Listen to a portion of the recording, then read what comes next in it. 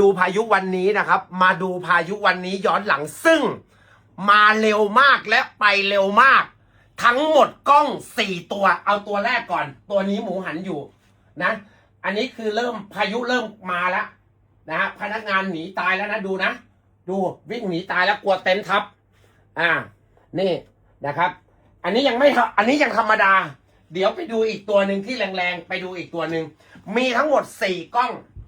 แต่เดี๋ยวลุงจะเอาคลิปเต็มลงให้เนี่ยท้ายคลิปเดี๋ยวลุงจะเอาลงให้นะตัวไหนที่มันแรงนี่ตัวนั้นดีกว่าตัวที่อยู่ตรงหมูหันไอ้ล้างหมูหันนี่นะคือมันมาเร็วมากแล้วพายุแรงมากตั้งแต่เปิดร้านมาครั้งนี้แรงที่สุดนะครับนี่ตัวนี้นะฮะเต็นท์ตัวนี้พังไปแล้ว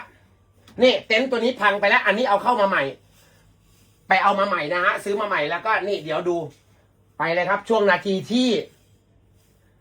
นี่นะครับตอนนี้ฝนมาแล้วฝนเริ่มมาลุงให้ยืนอยู่มุมนี้นะครับลุงให้ยืนเนี่ยพายุเริ่มมาแล้วครับดูจากใบไม้นะดูจากใบไม้ครับเดี๋ยวแป๊บหนึ่งกำลังอันนี้คือลุงบอกว่าเฮ้ยไปจับขาเต็นท์ไว้พอบอกไปจับขาเต็นท์คนจับก็เอาไม่อยู่ครับคนจับยังลอยไอ้นี่หนีแล้วไอ้นี่เริ่มหนีแล้วเริ่มหนีเข้าไปซุกใต้นี่ใต้มันเป็นใต้ถุนเนี่ยพายุมาแล้วครับนี่พัดเก้าอี้บันไดนี่มาแล้วครับเห็นไหมฮะมาแล้วครับนี่มาแล้วครับไปครับ เดี๋ยว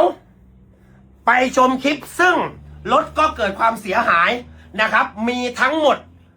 ที่เห็นชัดเจน4กล้องนะครับ4กล้องเดี๋ยวไปชมคลิปกันเลยครับ